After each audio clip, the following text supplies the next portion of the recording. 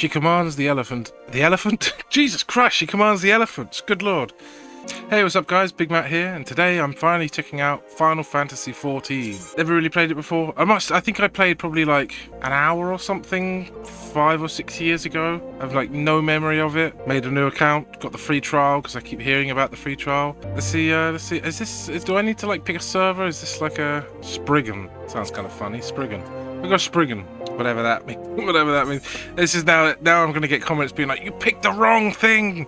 You picked the wrong one! That one sucks! Then so be it. So what do we got? The different races. Okay, we got Hyur. The Hyur are said to be the first. So the Hyur are said to have first travelled to Eorzea. First travelled to Eorzea from her surrounding continents and islands. 3 great migratory waves later, they are now the most populous of all the civilized races. They exhibit a relatively modest physique, both in height and build, and are known for their peculiarly,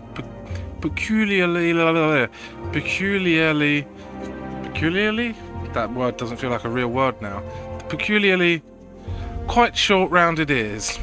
Hyurs are well suited for travelling long distances by foot, a trait thought to account for their swift proliferation.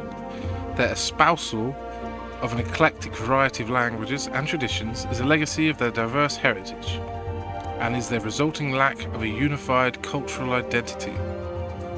So that seems like standard, like human person. We've got the Elezen. I'd imagine they're like an elf, right? In former times, the Elezen were the sole inhabitants of Eorzea, claiming dominion over her. Traditionally a nomadic people, the tall, slender Elezen believed the realm to be theirs by divine right. Unfortunately, this belief made the eventual appearance of the Hyur in their multitudes akin to an invasion, and a long history of conflict ensued. Oh dear, oh dear. Ultimately, the Elezen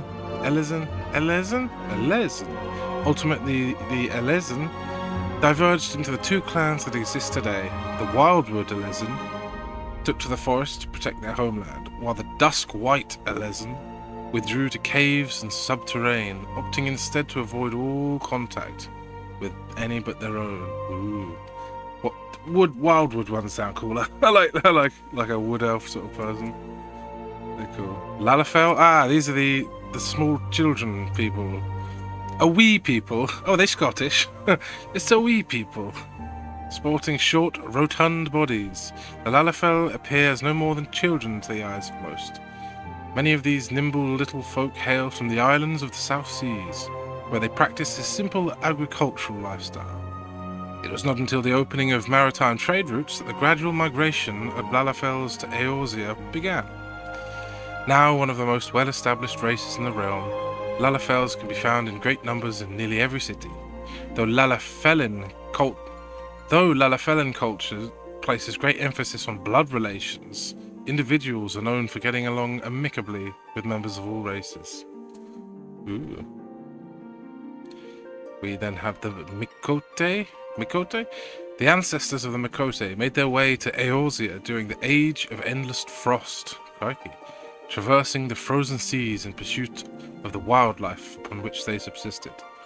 Adaptation to a hunting lifestyle has fashioned them with a keen sense of smell, powerful legs, and a tail which provides them with exceptional balance. Oh yeah, look at that. Fair dues. Mikote are known to be very territorial, and many individuals tend to lead solitary lifestyles, particularly males. Same here. Anyway, here we go, big lad. Rogadin. Known for their brawny builds and piercing eyes, the Rogadin are the largest and most rugged of Eorzea's races. The majority of the realm's Rogadin belong to the Seawolf clan, maritime people who earn their keep on or by the sea, be it as sailors, fishermen, or pirates. Yeah, that's nice. I've always lived near the sea, and I love a bit of piracy, so... Comparatively fewer in number are the Hellsguard, who are known for their more earnest demeanours, and can be often found working as bodyguards and smithies. Big old hands.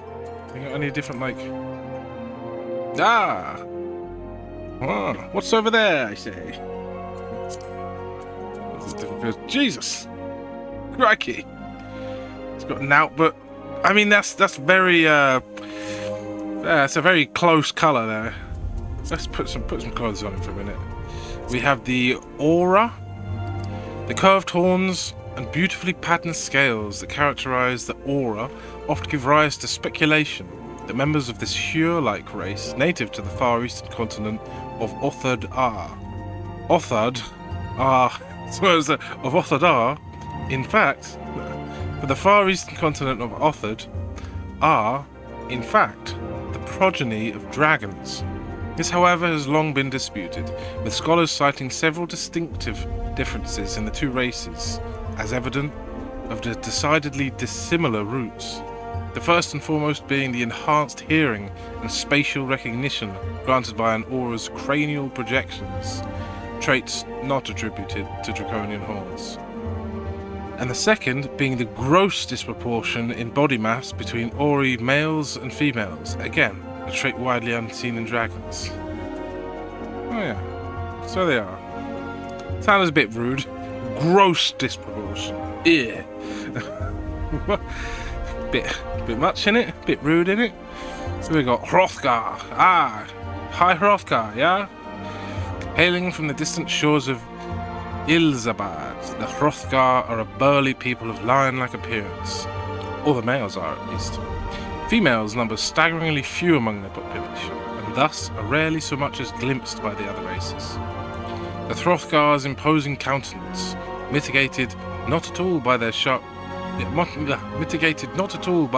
claws and still sharper fangs, incited panic amongst Eosans upon their arrival, as they were also unable to communicate.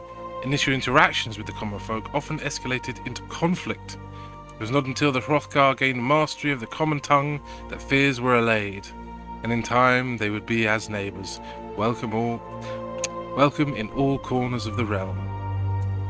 Interesting. Furries, also tail wielders. And then we've got Vera, Dame Vera.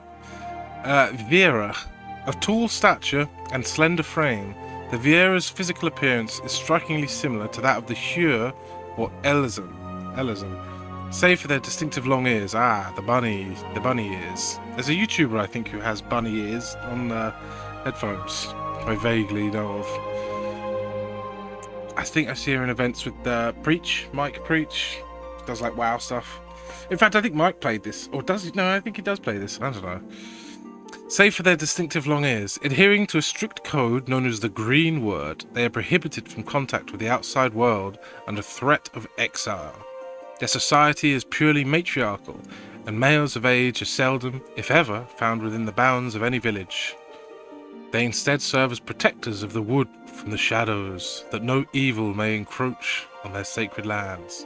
May ever encroach on their sacred lands. Ooh. Oh, got a knife. Call that a knife? Crikey. Oh, feels a bit rude to, I don't want to peek. Jesus. I'm going to go with the big lad because, you know. The Rugadin. Yeah, that's my guy. Look at that difference. So he's got, the underwear and sandals. You put him in a different place. Oh, look at that. Ah. Put him by the sea. Or some woodland land. Very nice. Oh, look at that with the sun shining. Here the sun shines. What else we got? It's Utah. Or something. And then... oh, a house. A round house. Ooh. Not much in it. Hey, let's put him by the sea. Seeing as they said they was naval, right? The Sea Wolf Clan, a maritime people. Let's confirm. Sea wolves. Ah, so we get to pick between sea wolves and hells. Ah, it's got to be sea wolves, right? Long ago, no vessel or coastal village was safe from the fury of the sea wolves and their maritime brand of brutality. The mere mention of the clan was enough to strike fear into the hearts of any who drew their livelihood from the sea. The sea wolves originally hail from the islands of the far North Seas, where they still subsist as fishermen and women. It was not until the large-scale deployment of Limsa Lominsa's armada that the sea wolves' appetite for piracy diminished. Now it is not uncommon to see them employed as sailors or naval mercenaries on all manner of vessels. However, they have never forgotten the ways of their homeland and still use the ancient Rogadin language in their names. Oh no, there's starting stats. I didn't think about that. I don't know what any of them are. I might just ignore the stats and just play. I don't want to, it's like playing WoW nowadays. It's like, you got to pick the best like racial ability, right? Maybe I don't. I mean, strength. I like a bit of strength. So it's like strength and vitality. Dex, dexterity, int, and then mind or something. I don't know what that is. It's like psychic or something. Yeah, we confirm that. Here we go. Now we get to see. Height. Do I want to just... I think I kind of want to just max it out, right? I have no idea what centimeters are. 230 centimeters. What's that like? I think I'm like 200 maybe? Like 6'5". I think that's higher than 6'5", 230, right? Has to be 30 centimeters to a foot. Yeah. Well, we'll have him as big as he can. Muscle. Oh, am I gonna have to put him in his underpants? Do we want him buff? No. Let's make him a bit soft. It's a bit more realistic, isn't it? What do we got? Okay. That face looks a little bit angry or like moody. If you've got like the old wizened face. Got. Oh, what's that? Why do they seem? Oh, it's eyebrows, isn't it? You know what? I'll go with this face. It's kind of like soft sort of face. Skin color. I'll probably be just pale, right? That's realistic. As pale as can be. Or at least that makes the underwear actually look like underwear now. What sort of pale is there? There's like that sort of pale, and then there's like that sort of pale. Maybe I'll go with this sort of pale. Yeah, I'll do. Oh my god, the hairstyles. What's it gonna be? Something maybe with like a top knot, because that's what I have.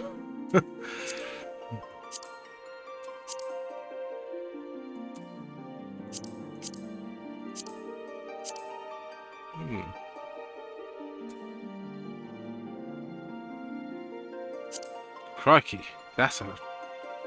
Hopefully not anytime soon. I think. Ooh.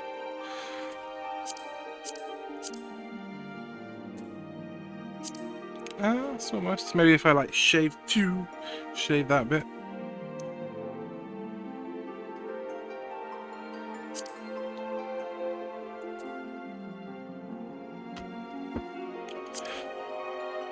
That one's got that little bit, just need to stick that bit down there.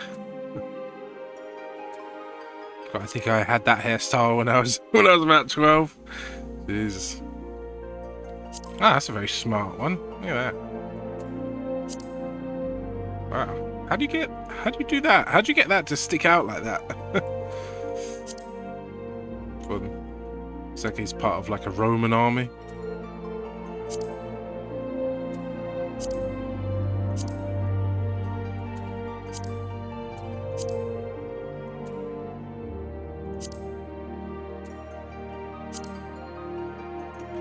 I was going to say it's a little bit long, but not too far off. Oh my god, look at this guy. Thank you very much. It flops into frame. Boing, boing. Jesus. That's going to be heavy. I mean, to be fair, it does provide a nice bit of shade for the old eyes, so it's practical. A little bit of a bun. Mullet? I mean, yeah, it's not too far. I think mine would probably go down to about here. Another kind of almost. Sure. Oh, that's not too far off, honestly. If I didn't tie it over on itself, that'd be basically it. Double bun. Ah, that's the one. Yeah, that'll do. Although that looks much nicer than mine. You need to have these, like, little strands that, like, flick out or something. Oh, that's going to get annoying now. That'll do.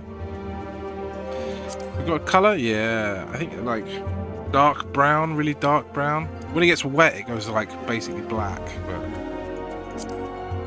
got, like, a really dark brown. How about... Oops. That'll do. Like that. Or you can have a highlights as well. Could do like black with like a slight highlight of brown, maybe. Oops. I don't know if it looks as good with highlights. I think just we go like that.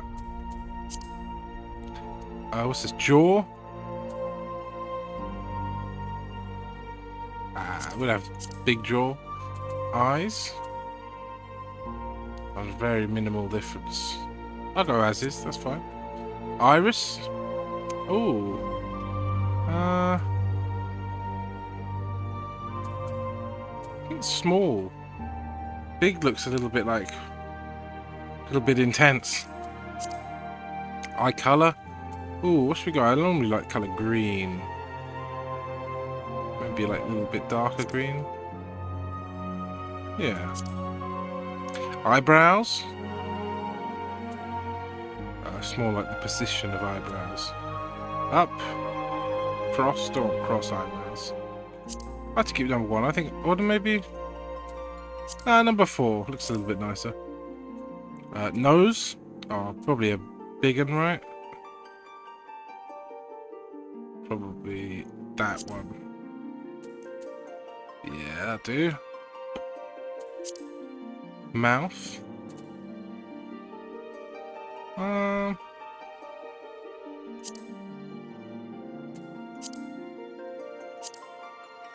go with number 1. Lip colour.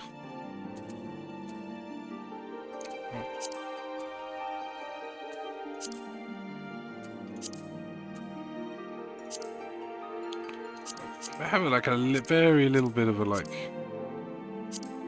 little bit of colour on there.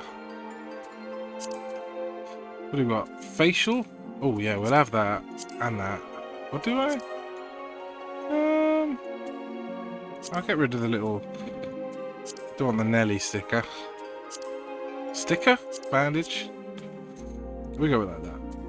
What else we got? Tattoos? Oh yeah, I'm gonna get rid of that. Don't need a face covering or anything. Don't need colour, I suppose. Paint. What can we have? Dots. Is that a flower? I'd take a flower, maybe. Take a little heart. Some of these look a little bit too like demonic or something. You know what I mean? It's like a I don't know. An acolyte of evil. What is that? Is that a duck? And an egg? I'm not keen on the old, like, evil ones with, like, freckles. Let me change the colour if I can, yeah. I'll probably put it, like, red, whatever I do. Oh, my lord.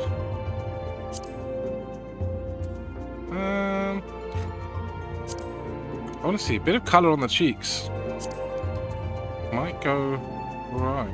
I normally have a bit of colour on my cheeks, to be fair. Yeah. Oh, voices. What do we got here?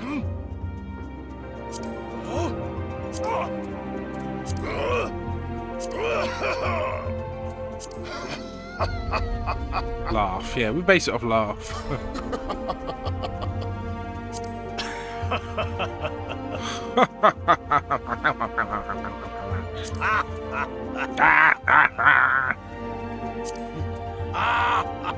Ha! Ha! Is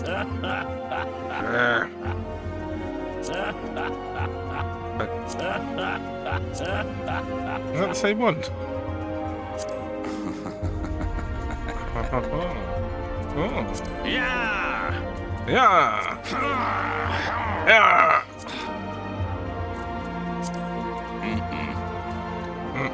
Hey, I'll go with that one so far.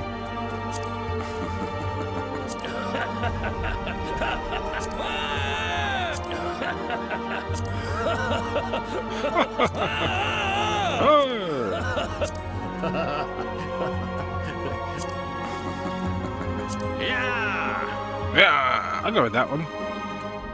Confirm.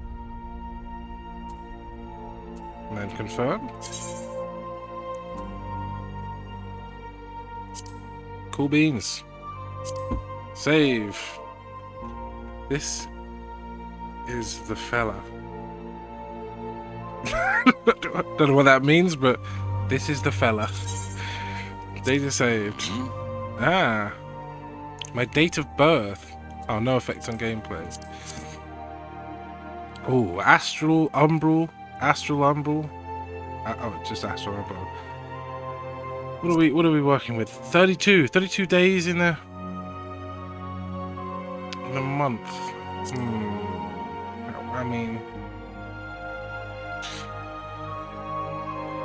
would it be crass of me to do such a thing? Right? I mean, yeah, that'll do. Oh, what's this? Are these like my patron deity? Halone. Halone, movers of glaciers and goddess of war, is the guardian deity of Ishgard. She commands the element of... Is there a background that's slightly easier to read things on? That'll do. She commands the elephant... The elephant? Jesus Christ, she commands the elephants. Good lord. She commands the element of ice and is associated with the first moon of Eorzean calendar. Of the Eorzean calendar. Christ. Halone is the daughter of Ralgir and a bitter rival of Nofika. She is most often depicted as a relentless warrioress armed with a bronze great shield. Her symbol is 3 spears. Menfina. Excuse me. Excuse me. Menfina is keeper of the moon and goddess of love. She commands the element of ice and is associated with the second moon of the Eorzean calendar. Menfina is the sister of Ezema and the divine lover of Oshon. She is most often depicted as a maid carrying a round skillet. Her symbol is a full moon. I like the sound of that one. Thaliak, ruler of rivers and wisdom and god of knowledge, is the guardian deity of Sharlayan. He commands the element of water and is associated with the third moon of the Eorzean calendar. Thaliak is the father of Limlaen and the teacher of Birigot. He is most often depicted as a reserved scholar holding an ashen staff. His symbol is the scroll. Namir is the watcher of celestial bodies and goddess of fate. She commands the element of water and is associated with the 4th moon of the Eorzean calendar. Namir is the younger sister of Althik and master of Ralgir. She is most often depicted as a weaver donning a white silken veil. Her symbol is the spinning wheel.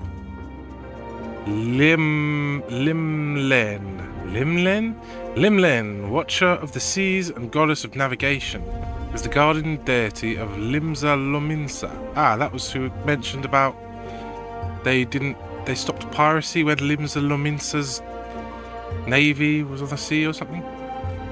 She commands the element of wind and is associated with the 5th moon of the Eorzean calendar.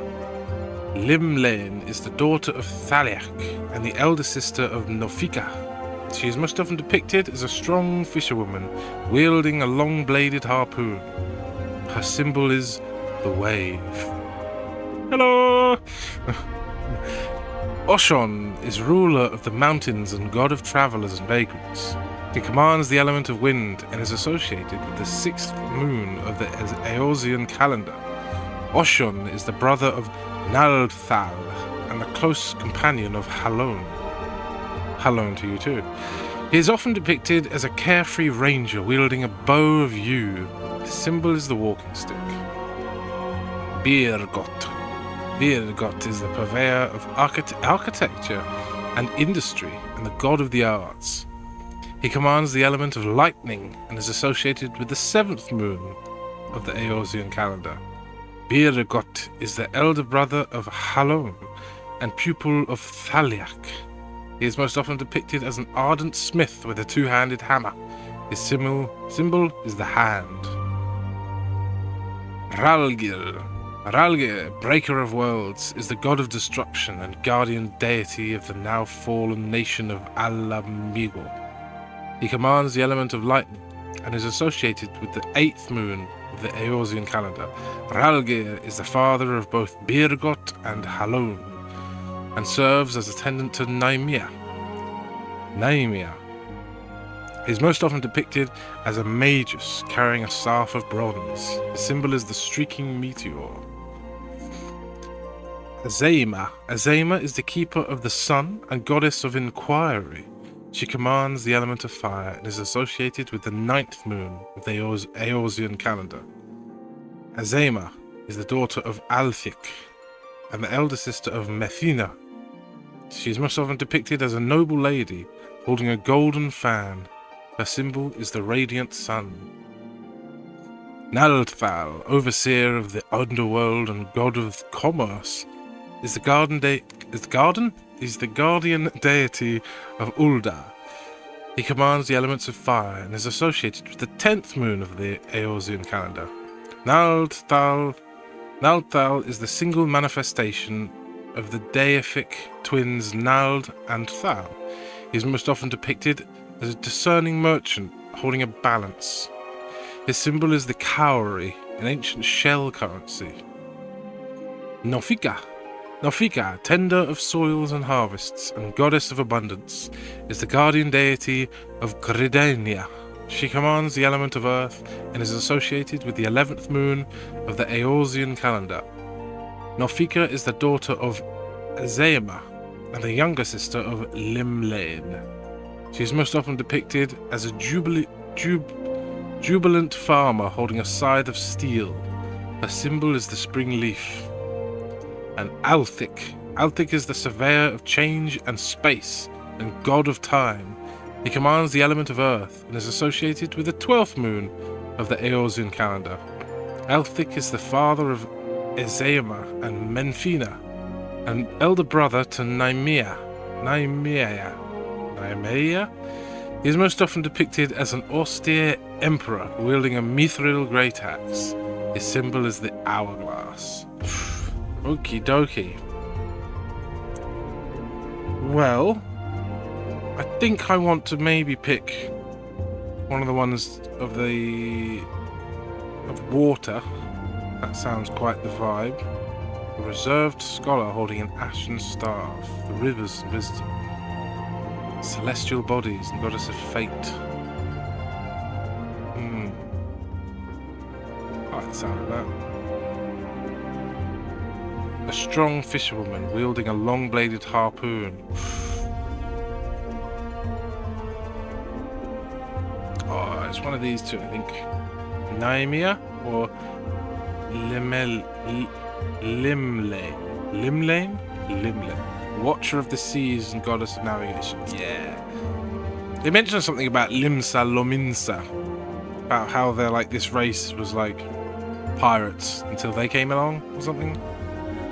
So that kind of makes sense. It's like I've like adopted their culture or whatnot out of like initial fear of their presence or something. Put them back out in the sea. The sea yearns. Oh my god, there's a big fly there. Jesus. Bastard sunny day. The doors open. Right. Okie dokie. Oh, so there's different. Are there different? Oh, there's different things within. Tank stand as bulwark in the face of danger. With superior defensive abilities, tanks protect their comrades by diverting enemy focus and bearing the brunt of battle. Okay, I mean, I know what these specs are, but I know what tank, healer, and DPS does from like WoW and stuff, but I still read it anyway. Healer provides succor to all in need. Though limited in their offensive abilities, healers replenish health and protect their comrades with myriad rejuvenating skills. Begin your journey as a conjurer, and later master the jobs of white mage, scholar, astrologian, and sage. Please note the job scholar is unlocked via the DPS class of Arcanist. What was this one as well? Begin your journey as a gladiator or marauder, and later master the jobs of paladin, warrior, dark knight, and gunbreaker. Look at that, I've got a sword. Where did that come from? Pulled that out somewhere. Crikey. And then we have the DPS, decimate your foes, possessing great talents for the offensive. DPS is a role whose sole focus is to rout the enemy with a diverse array of punishing attacks. Begin your journey as a pugilist, that's normally a punch guy, isn't it? A lancer, archer, thaumaturge, or arcanist. From there, master the jobs of monk, dragoon, ninja, samurai, reaper, viper, bard, machinist or machinist, dancer, black mage, summoner, red mage, pictomancer, and blue mage. Note that the DPS role is divided into 3 categories. Melee DPS specializes in close combat, physical range DPS wields arms such as guns and bows, and magical range DPS uses arcane powers to assert dominance upon the battlefield. Ooh. My initial thing was I was thinking, obviously I'll just go tank, right? But now I'm like, well... Oh, does this change where you, like, start as well, maybe? Be paladin and marauder. I'll have a read anyway. Gladiators specialise in the handling of all manner of one-handed blades, from daggers to longswords, be they single or double-edged, straight or curved. A defining characteristic of the art is its emphasis on diverse combat tactics, training its members to bring their martial skills to bear in any situation. As such, there are practitioners who marry sword with shield, seeking to defend their fellow companions. Others opt for an empty offhand, choosing instead to focus entirely on their sword arm. In all instances, the age-old art of the sword makes the gladiator a formidable adversary in any encounter. Going into a paladin then. Marauder. The Marauder is the combat specialist whose weapon of choice is the Great Axe, the fearsome arm emblematic of Eorza's pirates. Their approach to battle is one of brute force, relying on strength and steel to crush... Hang on, let me change the... I can barely read the... That'll do. They're highly... to crush their... Excuse me. Their approach to battle is one of brute force, relying on strength and steel to crush enemies and sunder weapons. They are highly sought after for their ferocity and intimidating presence, and are often employed to hunt down monsters plaguing the land, or to turn the tide of battle between warring nations. So that goes to a warrior. Healer, we've got the Conjurer. Call upon the elemental forces present in nature and concentrates them to a potency at which spells can be woven. Through practiced meditation on the essences of creation, conjurers draw forth and absorb aether from their immediate surroundings. A wand or cane made from unworked wood is then utilized to focus the aether until it manifests as the desired spell. The seat of Conjurer's Guild lies at Stillglade Fane in Gridania, where the voices of Eorza's elementals are said to be most powerful. Corresponding job, White Mage. The White Wizard comes forth. There we go, Pugilist. Yeah, that would be Monk, right? The path of the Pugilist is one of incessant training aimed at mastering the traditional techniques of hand-to-hand combat. Though they command formidable power when unarmed, they are wont to use metal, leather, and bone weaponry to maximize their destructive potential. Their preference for fighting at close quarters makes negotiating distances an absolute necessity. This is why many pugilists are quick to learn that lightweight gear, allowing for maximum agility, ensures them better success in battle than does cumbersome plate or chain. Oh, excuse me. Oh, excuse me, guys. Didn't sleep much last night. A little bit warm in the UK at the moment. This goes into a dragoon. Isn't that like a cavalry guy? I feel like, historically. I don't know what it is fantasy-wise. The strategy of the Lancer is to outrange and fluster opponents with their long two-handed polearms, peppering them with a barrage of thrusting attacks. They are trained with a number of weapons, giving a diversity to their attacks that makes them extremely versatile combatants. In former times, the long spear saw the most widespread use, due in great part to the influence of the proud Lancer regions of Almigor. Since then, the guild has greatly expanded its armories to include a variety of weaponry, such as the halberd and the trident. Oh, that's nice, get trident in there. Archer, oh, that goes into bard.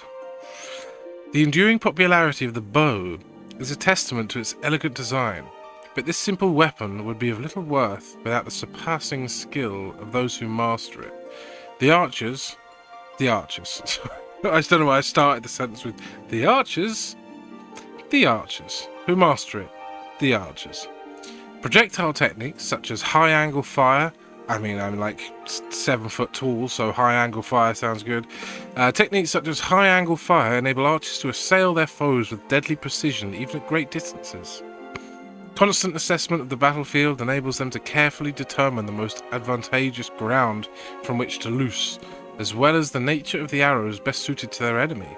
Together with the longbow sentries of the Elezen military, the shortbow hunters among the Mikote are widely regarded as most skilled with the bow. Corresponding job bard.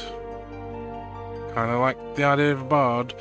In the hands of a skilled practitioner, thaumaturgy can be a force of terrifying destruction. At the heart of this school of magic lies the ability to call forth and command the latent aether within oneself through deep introspection, to then mold that aether into sorcery. The thaumaturge makes use of a scepter or staff, within which is housed a medium, a natural stone imbued with magical properties. The black mage, ooh, sounds a bit spooky. Arcanist, adepts of the art of arcanum, derive their might from symbols of power born of geometric techniques hailing from across the southern seas. Held within occult grimoires, these symbols lend shape to the arcanist's aether, thereby allowing him to produce myriad powerful spells. Using the self-same symbols to unlock the latent power contained within gemstones, arcanists are also able to summon forth the familiar, known as carbuncle, to carry out their bidding. Old carbuncle. Crikey. Wow, okay. Now I'm reading like the city thing, Limsa Lominsa, the southern coast of the island of Vilbrand, under the shadow of ancient cliffs worn by the relentless onslaught of the Rotano Sea, lies the thalassocracy of Limsa Lominsa. Its economy is driven primarily by shipping, but boasts lucrative shipbuilding, fishing, and smithing industries as well. To maintain the safety of its maritime routes, the city employs a formidable navy known as the Knights of the Barracuda. Even so, pirate bands run rampant in nearby waters, reaving and pillaging. So, Ulda. The bustling commercial hub of Ulda sits among the desolate desert landscape of southern Aldanard. Uldan culture is known for its affluent, and the wealth of the nation comes in large part from its abundant mineral resources and cloth crafting industry. Though it is the Sultana who claims sovereignty, true power is wielded by the Syndicate, a council sat by 6 of Ulda's most elite and influential. Nald Thal is the nation's patron deity, and 2 great halls devoted to his aspects lie in the east and west of the city. We've also got Gridania. In the eastern reaches of the Aldenard landmass, home to vast dense woodland and coursing rivers, lies the forest nation of Gridania. The cityscape is a mosaic of labyrinth labyrinth, waterways, and great wooden structures, so peacefully constructed they seem part of the surrounding environment. The favoured goddess of the citizenry is Nofika, the matron, but great faith is also placed in the wisdom of the seed seers, young oracles who guide the nation based on the will of the forest elementals. So that's the same one, I think. Fridelia. I would like to start in Limsa Lominsa, but I would also like to start as an archer, maybe. Doesn't feel like a big guy should really be an archer, but maybe he should. Better angle of attack. But on the other hand, yeah, I do kind of want to start in Limsa Lominsa. I think there's something, I'm sure I've heard somebody talking about how you something about how you don't really have to pick a class. You make like one character and then I think you can play like any class or job, I think they call it. Was it job or class? Called job, yeah. So I guess you pick the class and then there's multiple jobs. I don't know. Maybe I just go with archer. My gut instinct is to go as a bard because I'm a bit of a bard in real life. Maybe. Yeah, screw it. Just go for it. I have started. Oh, is that the one I started? Did I click Spriggan? Louis Sweeks. I guess. Yeah. XP bonus currently granted to all new players created in this world. Is that because it's an empty world and they're trying to get people to fill it up? Oh well. Oh, my character name. Good lord. Oh my god, I didn't even think of this. Both forename and surname must be between 2 and 15 characters and not more than 20 characters combined. Only letters, hyphens, and apostrophes to be used. The first character of either name must be a letter. Hyphens cannot be used in succession or placed. Oh my god, lord. Right.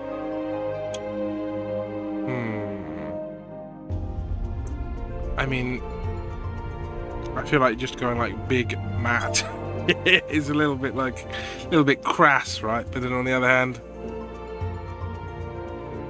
my forename would be Big. Do you always see? Oh no, I'm not going to get a live answer, am I? I get an answer like after the fact. I was going to say, do you always see the forename and surname, or are there times where someone's going to be like, hello, Big? Because then it's like, oh, that feels a bit weird. Otherwise, you could go like Matt, something else, maybe like Matt Mungus or something. Matt Humongous or something, like Matt Mungus. That sounds a bit dumb. Or I'd just take a name of a place or a person from some book or something. Like Matt Midkemia. That's quite a nice name. Matt Midkemia. You know what? I'll go with that.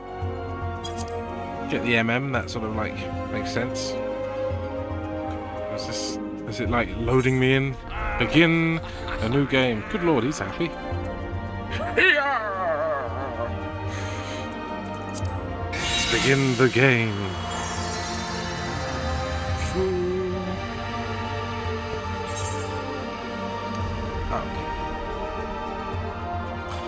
Everywhere I go, there's queues on servers. What is this?